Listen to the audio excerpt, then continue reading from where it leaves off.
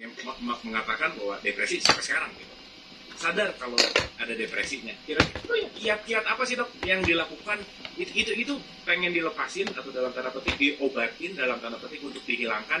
Apa yang dilakukan dok? Oh iya, saya sejak sadar depresi itu saya mengkonsumsi obat-obat anti depresan. Mengkonsumsi. Karena saya ya itu tidak nyaman depresi. Dan 96% orang bunuh diri itu karena depresi. Merasa tidak nyaman, merasa kayaknya dunia ini lebih bagus gak ada kita, gak ada saya. Gitu. Jadi orang bunuh diri itu sakit, depresi makin dalam. Gitu. Orang depresi itu kebanyakan nyebelin gitu, ya. Dia butuh teman tapi kelihatannya nggak butuh. Gitu. Dideketin marah, apa yang begitu? Tapi kalau di dalam video gitu. Jadi kalau saya ditanya kiat-kiatnya, saya Mas Abu, tidak ada. Saya membaca orang depresi itu sejak saya masih koas ya, masih poskap koas itu, masih dokter muda belum tuh. Saya paham saya di depresi. Saya membaca buku tulisannya semua orang yang depresi, termasuk bagaimana Winston Churchill itu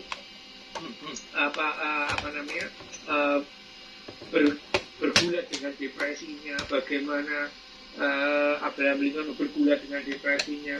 Saya baca catatan hariannya Marilyn Monroe, saya sampai yang namanya Janis Joplin, terus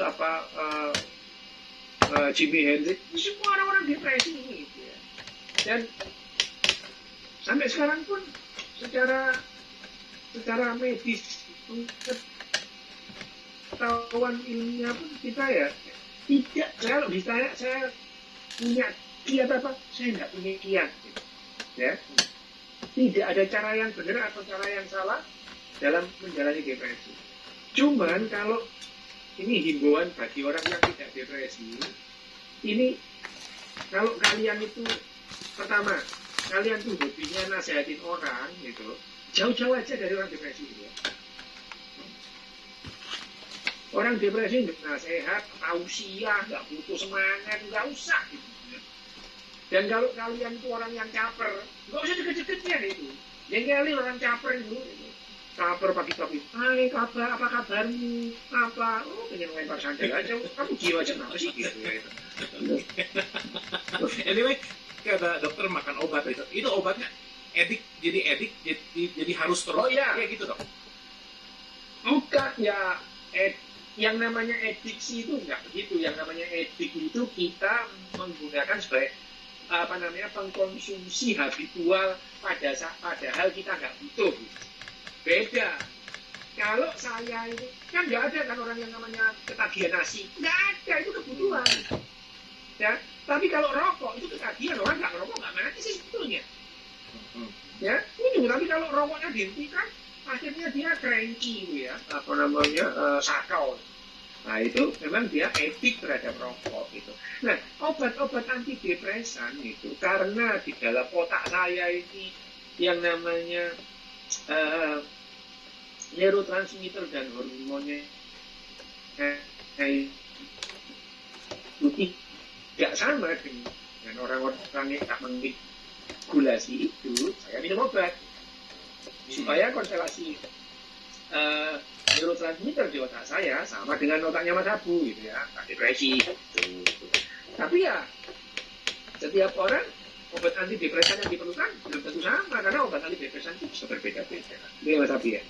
Oke, sip, thank you dok. Wah luar biasa, terima kasih pengalamannya dok. Ini sangat ya, maksudnya based on experience ya, langsung yang dari mengalami ini, jadi sesuatu hal yang sangat-sangat mind blowing dan sangat berguna untuk kita. Boleh tepuk tangan untuk Dok Des malam hari ini di dialog BK TV kita. Seru ya, setiap ada Dok Des pasti diserukan.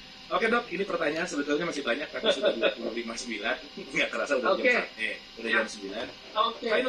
Final statement sedikit boleh dok untuk tentang sakit jiwa ini, gimana tetap si jiwa ini tetap untuk sehat, untuk pokoknya jadi final statement untuk episode 277. Silakan. Oke. Jadi ada yang belum saya sampaikan tadi, bahwa supaya kita itu hidup dalam urusan pribadi orang. Nah, itu aja Mas Agus. Thank you, terima kasih. Pokoknya nggak usah terlalu banyak ngurusin orang lain aja gitu ya dok. Ciri-ciri jiwa yang sehat adalah jiwa yang nggak rese ke orang lain kan gitu aja simpelnya. Iya. Oke, terima kasih dok, terima kasih, sehat selalu dok, dan jangan bosan-bosan untuk selalu kembali ke dialog positif. Oke, boleh tepuk tangan untuk Dok Des Rio Hasan malam hari ini yang sangat memukau ya, selalu ya Dok Des nih membuka wawasan kita, selalu memain blowingkan kita, selalu mengguncang-guncang kesadaran kita dibangun ya pokoknya malam hari. Tapi poinnya setiap ini udah berapa kali ya sama Dr. Rio Hasan gitu ya, kalimat-kalimat yang selalu diulang-ulang yang pernah dilepaskan dalam setiap episode adalah empati dan empati itu yang selalu ditekankan. So, mari kita belajar sama-sama untuk menumbuhkan empati karena ya disitulah bagaimana kita bersosialisasi sebagai manusia. So, terima kasih atas perhatiannya, semoga bermanfaat malam hari ini. Mohon maaf lahir dan batin. Wabillahi taufiq wal hidayah. Assalamualaikum warahmatullahi wabarakatuh. Sampai